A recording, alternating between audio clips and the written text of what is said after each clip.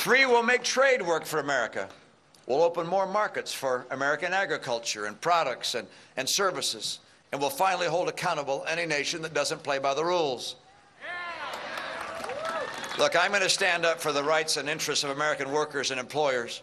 And 4, we're going to grow jobs by making America the best place for job creators, for entrepreneurs, for small business, for innovators, for manufacturers. This will mean updating and reshaping regulations to encourage growth by lowering tax rates while lowering deductions and closing loopholes, and by making it clear from day one that unlike the current administration, we actually like business and the jobs that business creates.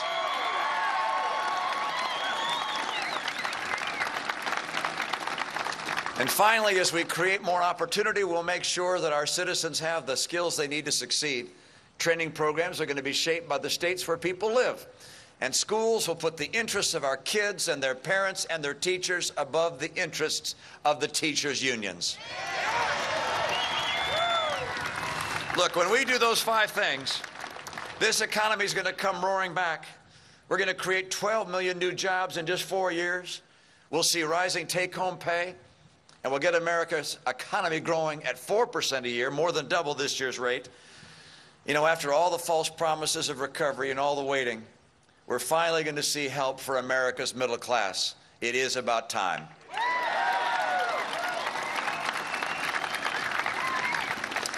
And Paul and I aren't going to stop there.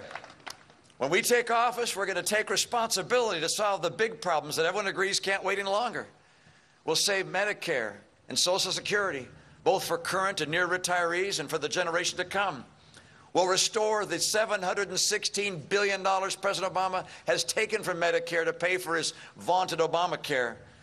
We'll reform health care to tame its growth in the cost that's been going skyrocketing, to provide for those with pre-existing conditions as well, and to assure that every American has access to health care.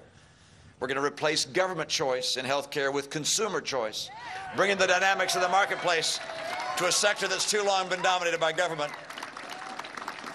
Now, these things, among others, we can only do if we work tirelessly to bridge the divide between the political parties. We're going to meet with Democrat and Republican leaders in Washington regularly. We're going to look for common ground and shared principles. We'll put the interests of the American people above the interests of the politicians.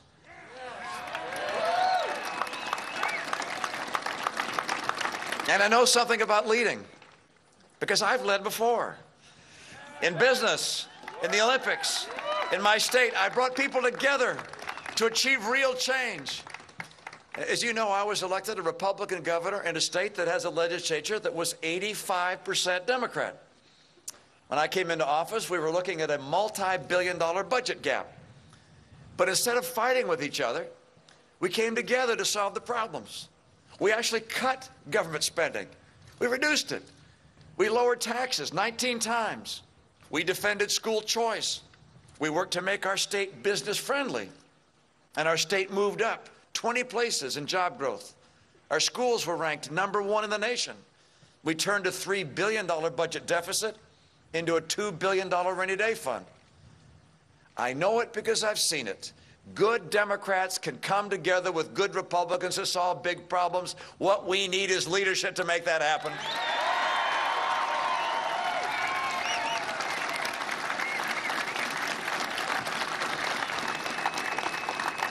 America is ready for that kind of leadership.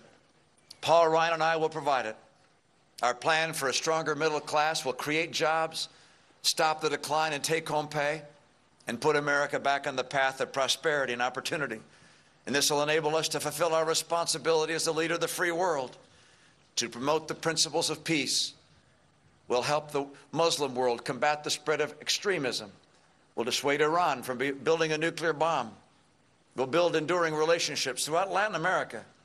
We'll partner with China and other great nations to build a more stable and peaceful world. Look, we face big challenges, but we also have big opportunities. New doors have been opened to us to sell our ideas and products around the world. New technologies offer the promise of unbounded information and limitless innovation. New ideas are changing lives and hearts in diverse nations and among diverse peoples. If we seize the moment and rise to the occasion, The century ahead will be an American century. Our children will graduate into jobs that are waiting for them. Our seniors will be confident that their retirement is secure. Our men and women will have good jobs and good pay and good benefits. And we'll have confidence that our lives are safe and that our livelihoods are secure. What this requires is change. Change from the course of the last 4 years. It requires that we put aside the small and the petty and demand the scale of change we deserve. We need real change, big change. That time has come. Our campaign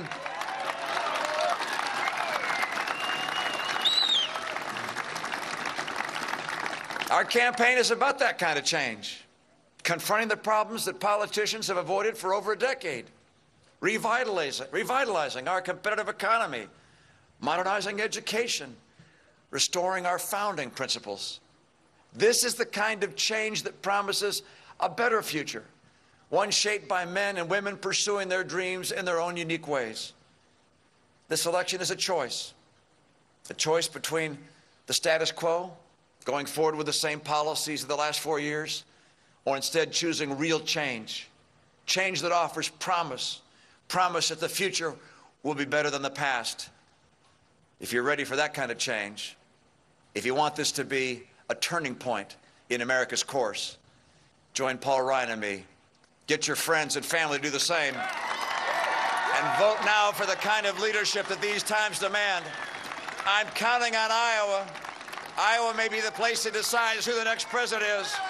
It may decide whether or not we're going to have real change. So I'm counting on you to vote, to get your friends to vote, to work at the polls, to bring people out. We've got to take back America and make sure that we have the kind of change that gets America strong, for not just for us, but for coming generations. Thanks, you guys. Great to be with you. God bless America. God bless Iowa. And God bless you. Thank you so much. Governor Mitt Romney live in Ames, Iowa, in what his campaign had billed as a major economic address.